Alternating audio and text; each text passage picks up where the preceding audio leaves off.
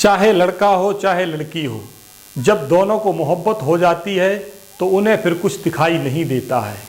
माँ बाप को भूल जाते हैं और घर वालों को भूल जाते हैं, उन्हें अपनी एक अलग ही दुनिया नज़र आती है। ऐसा ही हुआ इस कहानी में। आइए मित्रों, हम सुनाते हैं आपको आज की कहानी। कहानी शुरू होती है छत्तीसगढ़ के भाटापारा ज़िले की बात है, जहाँ पर एक गांव है रेगा बोंडा।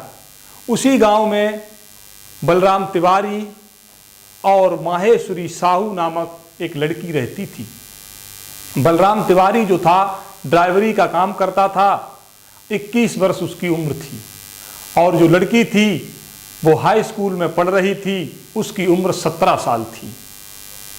लड़की चूंकि स्कूल जाती थी, उसी समय पे बलराम तिवारी भी अपने घर से निकलता था। तो एक दिन लड़की के पिता ने कहा, जिनका नाम लाला राम था, कि ऐसा करो बेटा, आप तो जाते ही हो भाटापारा तक, मेरी लड़की को भी साथ लिए जाया करो। तो उसने कहा ठीक है, ले जाएंगे। तो अगले दिन से वो लड़का जो था उस लड़की को साथ ले जाने लगा। धीरे धीरे आते जाते रहे और उन दोनों में एक दूसरे के प्रति आकर्षण बढ़ने लगा, और जब आकर्षण बढ़ने लगा तो धीरे धीरे मोहब्बत हो गई। अब चूंकि गांव में कोई ये नहीं सोचता था कि ये दोनों गलत हैं या इन दोनों में मोहब्बत चल रही है। गांव वाले तो यही सोचते थे कि ये दोनों भाई बहन की तरह जाते हैं और भाई बहन की तरह आते हैं। गांव में वैसे भी एक दूसरे की मदद लोग करते रहते हैं और उसको समाज सेवा माना जाता है। धीरे धीरे दिन व्यतीत होते गए, लेकिन आखिर कब तक। मोहब्बत एक दूसरे की परवान चढ़ चुकी थी।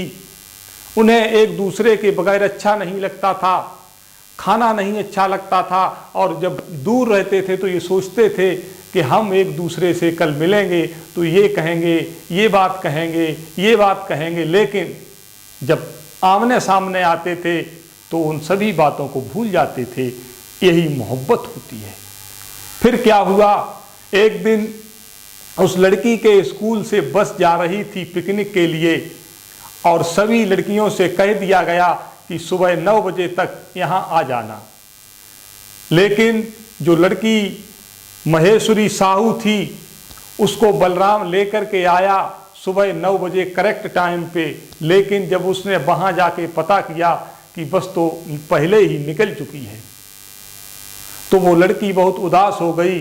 तो उसने कहा कि अब क्या किया जाए, मुझे बड़ा बुरा महसूस हो रहा है।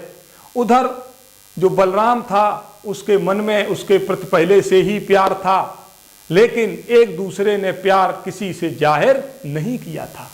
लड़की का उदास चेहरा देखकर बलराम को भी दुख हुआ। तो उसने सोचा कि क्यों हम इसकी मदद कर दें, और जब उससे प्रेम पहले से ही था तो हो सकता है कि आज ही हमारा प्रेम एक दूसरे के प्रति जाहिर हो जाए। ये सोचकर उसने लड़की से कहा कि चलो हम तुमको पिकनिक तक छोड़ देते हैं। तो लड़की ने मना कर दिया। फिर कुछ देर तक सोचती रही और उसने कहा कि जब हमको ये लड़कियां ये छोड़कर चली गईं, किसी ने ये तक नहीं कहा कि लड़की को आ जाने दो, इसे भी साथ लेके चलना है, तो हम भी उनके साथ अब नहीं जाएंगे। तो उसने कहा चलो कहीं दूसरी जगह चलते हैं। तो उसने कहा कि दूसरी जगह कहाँ चलोगे?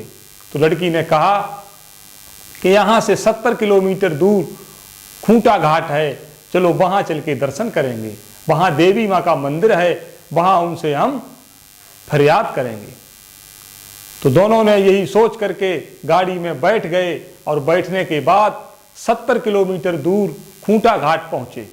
और खूंटा घाट पहुँचने के बाद वहाँ उन्होंने मंदिरों की सैर की, देवी माँ के दर्शन किए और अपनी मन्नतें दोनों ने मांगी।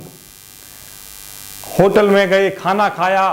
खाना खाने के बाद वहाँ से जब शाम हो गई तो अपने घर के लिए चल दिए। घर के लिए जब चल दिए तो धीरे धीरे घर के पास पहुँच चुके थे। तो बलराम ने पूछा कि ये बताओ तुमने वहाँ देवी माँ से क्या मांगा है? तो उस लड़की ने कहा कि अगर बता देंगे तो कहते हैं कि मन्नतें पूरी नहीं होती हैं। अच्छा ये बताओ तुमने क्या मांगा है? तो उसे यही मौका सही लगा, तो उसने सोच समझ के कह दिया कि मैंने देवी माँ से तुमको मांगा है।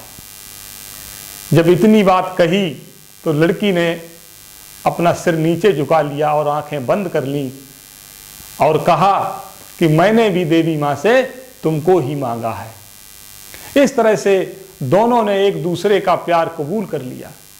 प्यार कबूल करने के बाद वो लड़की गाड़ी से नीचे उतरी और नीचे उतरने के बाद एक बार उसने उसकी तरफ देखा और एकदम दौड़ लगाती हुई, भागती हुई अपने घर की ओर चली गई। कोई बात नहीं, यहाँ पे बात खत्म हो गई। अब उसकी परीक्षा चल रही थी। थोड़े 2-4 दिन बाद जो पेपर होने वाले थे उसके लिए वो रोज उसको बिठा के ले जाता था और परीक्षा होने के बाद उधर से भी कभी कभी अगर मौके से आ जाता था तो उस लड़की को अपने साथ ले आता था। धीरे धीरे परीक्षा समाप्त हो गई और अपने घर में वो लड़की रहने लगी। अब आगे क्या हुआ, वो लड़का जो था उसे अच्छा नहीं लगता था, क्योंकि पहले तो उसे वो लेके जाता था, अब उसकी परीक्षा समाप्त हो गई थी तो वो अपने घर पे रहने लगी थी। लेकिन कोई बात नहीं, गांव में जो वीरानी जगह होती हैं कहीं कहीं, उन्हीं जगहों पे वे एक दूसरे से मिलने लगे। चूंकि लड़की के पास मोबाइल था तो मोबाइल से बात कभी कभी होती रहती थी। धीरे धीरे वे एक दूसरे से मिलते रहे, लेकिन कहते हैं ना कि प्रेम जो है ज़्यादा दिन तक छिपाया नहीं जा सकता है।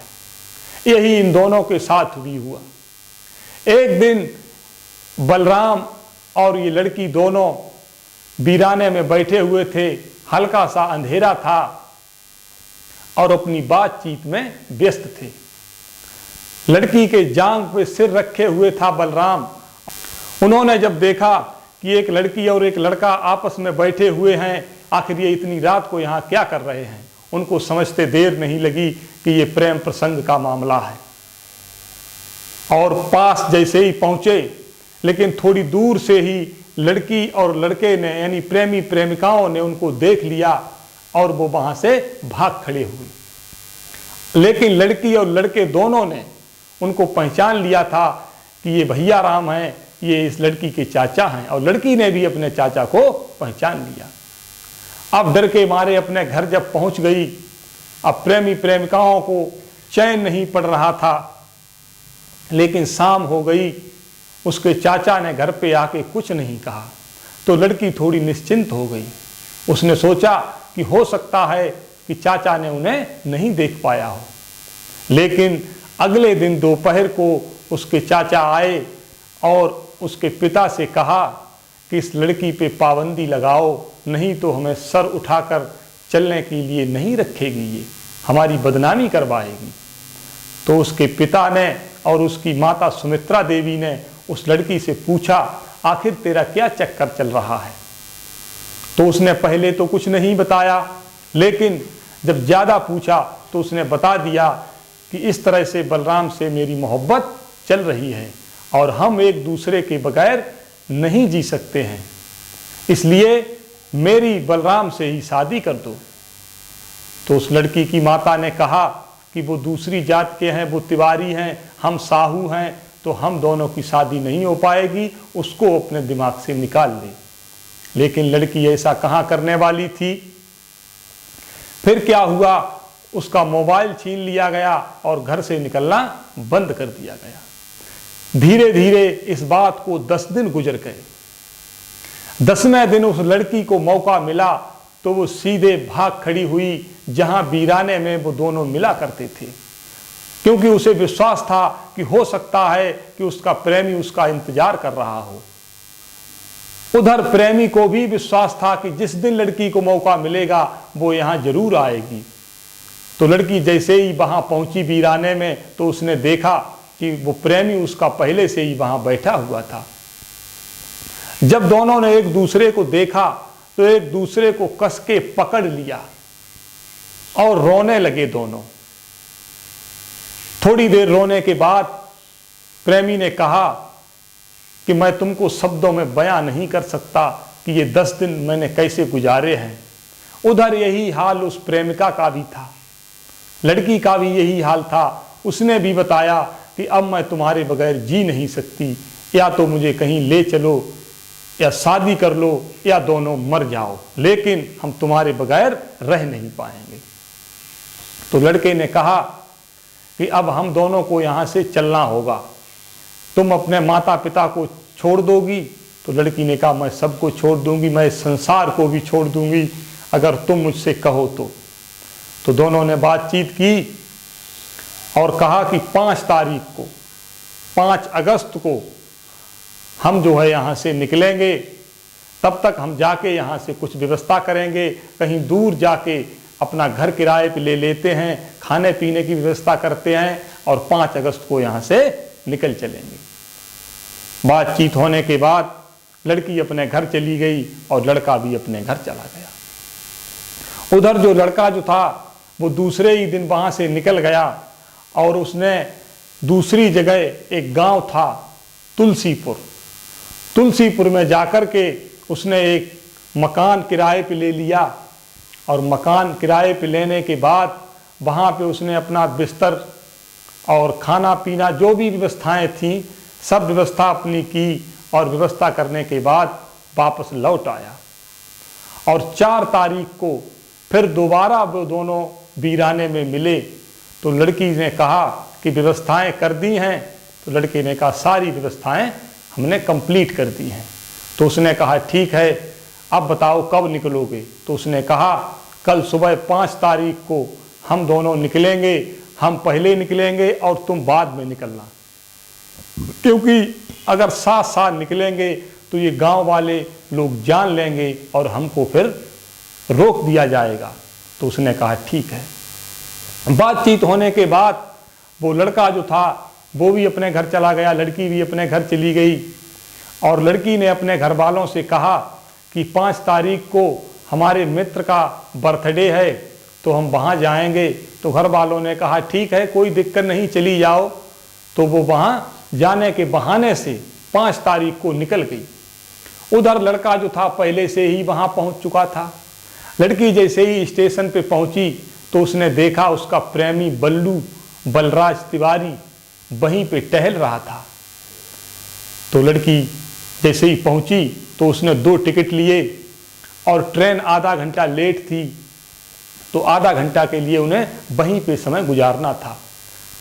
और उसके गांव के लोग भी उसी स्टेशन से जाते थे, तो उसे बड़ा छिपके रहना पड़ा। बड़ी मुश्किल से जैसे तैसे उन्होंने अपना 30 मिनट गुजारे और ट्रेन आ गई।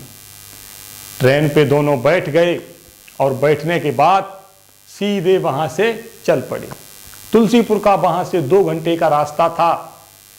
तो 2 घंटे के बाद वो तुलसीपुर पहुँचे और वहाँ जाके अपना जो कमरा, जो घर अपना किराए पे लिया था वहीं पे पहुँच गए। तो उसने चाबी लड़की को दी कि ये लो चाबी और गृह प्रवेश करो, आज तुम्हारा पहला दिन है नए घर में। तो लड़की हंसने लगी और उसके मन में भी ये आया कि हम अपनी ससुराल में आ गए हैं। ताला खोला, अपने घर में जो है प्रवेश कर गई। घर में प्रवेश करने के बाद दोनों ने अपना जो भी साफ सफाई थी घर की वो की और वो लड़की जो थी वो वहीं रुक गई और लड़का वहाँ से बाजार चला गया। बाजार जाके उसने सब्जी खरीदी और लड़की के पास कपड़े नहीं थे क्योंकि वो कपड़े सिर्फ पहन के ही आई थी, तो उसके लिए कपड़े खरीदे, सब्जी खरीदी और जो भी ज़रूरत की चीज़ें थीं वो सभी खरीदी और ख़रीदने के बाद सीधा अपने घर आ गया। लड़की ने खाना बनाया क्योंकि वो सुबह से भूखे थे, दोपहर को खाना खाया नहीं था। खाना बनाने के बाद दोनों ने खाना खाया साथ साथ और बलराम जो था वो तो अपने बिस्तर पे पहुंच गया। इधर लड़की जो थी वो अपनी तैयारी करने लगी थी क्योंकि बिन ब्याहे पति के पास उसे आज जाना था। उसकी ऐसे कह सकते हैं कि सुहाग रात थी। तो उसने खुद को सज धज के तैयार किया और तैयार करने के बाद जैसे ही कमरे में पहुंची तो उसने उसको पकड़ लिया और पकड़ने के बाद उसको बिस्तर पे लिटा लिया और दोनों अपने प्रेम करने में जुट गए। दोनों जबरदस्त रासलीला अपनी करते रहे और धीरे धीरे उनके दिन व्यतीत होने लगे। इधर लड़की के गांव में जब पता चला कि अभी तक लड़की वापस नहीं आई है, तो उसके माता पिता ने चारों तरफ बड़ी खोज की, लेकिन कहीं पता नहीं चला। दूसरे दिन उनको पता चला कि हमारे गांव का लड़का बलराम भी गायब है। तो उन्होंने समझ लिया कि दोनों प्रेमी फुर्र हो चुके हैं। तो उन्होंने जाके थाने में रपट दर्ज कराई, एसओ साहब से कहा कि ऐसे ऐसे हमारी लड़की जो है नाबालिग थी, उसको ये लड़का बलराम भगा ले गया है। एसओ साहब ने जब जानकारी की, तहकीकात की, तो पता चला कि वो दोनों बालिग थे और प्रेम में एक दूसरे के डूबे हुए थे और वो दोनों भाग चुके हैं। तो पुलिस ने कोई उस पर खास ध्यान नहीं दिया और उस केस को रफा दफा कर दिया, क्योंकि उन्हें मालूम हो गया कि वो दोनों बालिग हैं। इधर क्या काम हुआ कि वो लड़का जो था उसने उसी शहर में तुलसीपुर में एक किसी बड़े आदमी के यहाँ ड्राइवरी की नौकरी कर ली और लड़की अपना घर का काम करने लगी। धीरे धीरे उनके दिन अच्छी तरह से व्यतीत हो रहे थे, लेकिन एक दिन एक ऐसी घटना घटी जिससे उनका जीवन बदल गया। क्या हुआ, एक दिन बलराम अपना मोबाइल घर पे भूल गया, तो वो लड़की माही जो थी उसने अपने जीजा का नंबर लगाया, जिसका नाम प्रमोद था। उसने बात की तो उस जीजा ने पूछा उसके कि आखिर कहाँ हो, तो लड़की ने बताया हम कोलकाता हैं। धीरे धीरे और भी कई प्रकार की बातें हुई और बातचीत का सिलसिला शुरू हो गया। जब भी उसे मौका मिलता तो वो अपने जीजा प्रमोद से बात करती थी। एक दिन उसने अपने चाचा से भी बात की, फिर एक दिन और चाचा से बात की, लेकिन ये सब बातें उसने अपने पति बलराम को नहीं बताई थी। धीरे धीरे बातचीत उनकी होने लगी और इसी तरह से वो पूछते रहे कि आखिर तुम कहाँ हो, लेकिन उसने कभी भी ये नहीं बताया कि हम किस जगह पे हैं। हमेशा झूठ बता देती थी कि हम कोलकाता में हैं। लेकिन उसके घर वाले भी कम चालाक नहीं थे। उन्होंने क्या काम किया, उसके नंबर को सर्विलांस पे लगवा दिया। उन्होंने पता लगा लिया कि आखिर ये कहाँ हैं।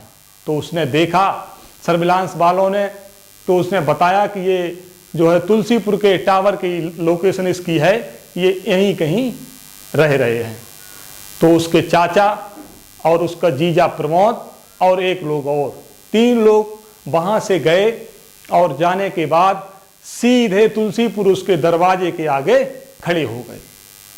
जब उस लड़की ने और उस लड़के ने, प्रेमी प्रेमिकाओं ने अपने घर वालों को देखा तो एकदम हक्के बक्के रह गए। आखिर ये क्या हुआ, हम तो पकड़े गए। लेकिन कोई बात नहीं, उन दोनों ने अपने घर वालों को आदर सहित अंदर बिठाया और चाय पिलाई और कहा कहिए कैसे आना हुआ। अब मैं शादी कर चुकी हूँ, अब मैं इसको नहीं छोड़ सकती हूँ, यही बात लड़के ने भी कही।